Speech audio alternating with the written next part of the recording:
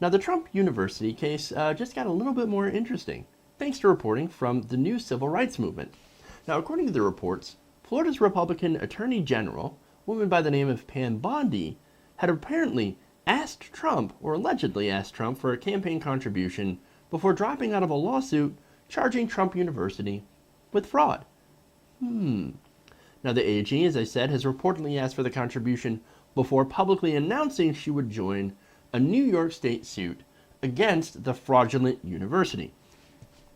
And turns out, 4 days later, she reportedly received a check from the Trump Foundation. And then look at that.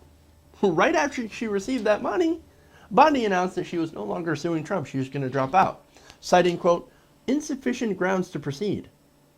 But I'm sure that's just a big coincidence, right?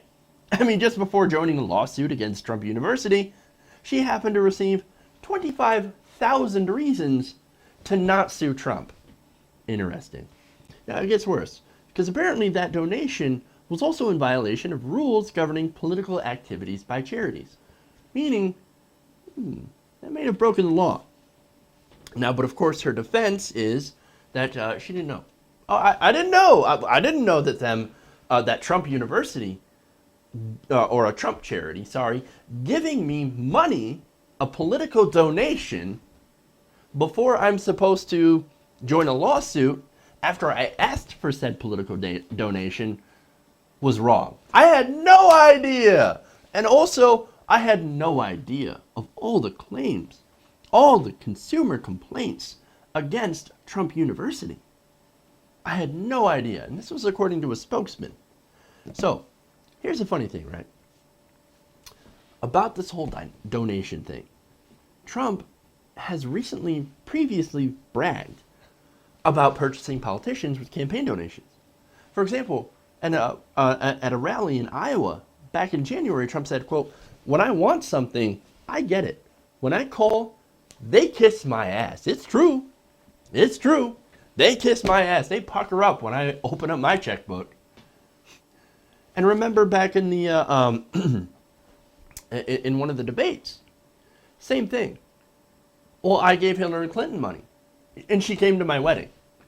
When I give you money, you do whatever the hell I tell you, because that's how this game in Washington works. You give me money, I do you favors. When I call, you kiss my ass. That's how this works. But of course, her excuse for taking that money is, of course, absolute bullshit. I mean, no, I took that money, but I had no idea. I had no idea that Trump University was just mired in complaints. No, I took the money and then I decided to drop the law, to not join the lawsuit. That's amazing. The AP has said that it obtained thousands of pages of consumer complaints against Trump University. Now, here's the thing. She says she didn't know about the complaints. Well, those complaints were filed with Bondi's office. With more than 20 people filed complaints with Bondi herself. And many saying that they paid for training materials which were never received. And yet she said she had no idea. No idea. Many of those complaints went through her office. No idea. What complaints? Complaints? Yeah, well, I'm pretty sure she had selective memory loss from all that money, from that $25,000 in campaign contributions. But look, this isn't the first case where a Republican Attorney General has been accused of dropping a case against Trump University in return for campaign contributions. For example, last week, the AP reported that then a Texas Attorney General, Greg Abbott, who is now the governor of Texas, received a $35,000 campaign contribution from Donald Trump 3 years after dropping a proposed 2010 lawsuit against Trump University. Now, of course, after the AP reported the story, former Texas Deputy Chief Consumer Protection Officer John Owen said that this case was dropped for political reasons. And now, I wonder who Pam Bondi and Greg Abbott had endorsed. Could it be Donald Trump? No. Money doesn't influence politicians. That's crazy liberal talk. No, of course not. seems like it sure as hell influenced these politicians who took campaign contributions over the needs of their own constituents who were ripped off by Trump's fraudulent university. I mean, I have to put university in quotes all the time because it's not an actual university. This place ripped people off and used high-pressure sales tactics to get people to sign up, to part them with their hard-earned money.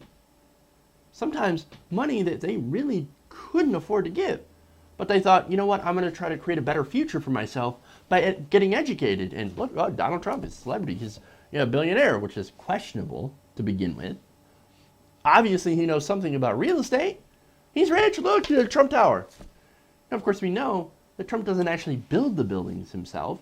He just buys it and puts his name on it. That's it. That's it. He doesn't actually build the goddamn building. So if you think he's going to build a wall, that's ridiculous. He'll have somebody else build a wall and then stick his name on it. That's what Donald Trump does.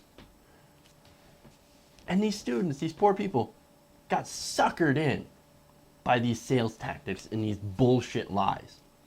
The professors claimed, and they were told to claim that they knew Trump personally, that they would have dinner with Donald Trump, that they were chosen, they were handpicked by the real estate master himself. Which, of course, wasn't true. Some of these people came out of minimum wage jobs, like in fast food, to come work at Trump University. They didn't know shit about real estate. And I'm not saying that they're the bad guys here. I'm saying that Trump University was a scam, an absolute scam. And so many people fell for it. How the hell can this guy be the Republican nominee? Oh, right. Because he's everything the Republican Party, the Republican establishment loves. Rich, entitled, openly racist, and has no problem with ripping people off with scams. They love that shit. Maybe not the open racism.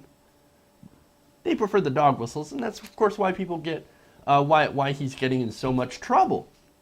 But nonetheless, if you think Donald Trump is the outsider that's shaking up the Republican Party, no.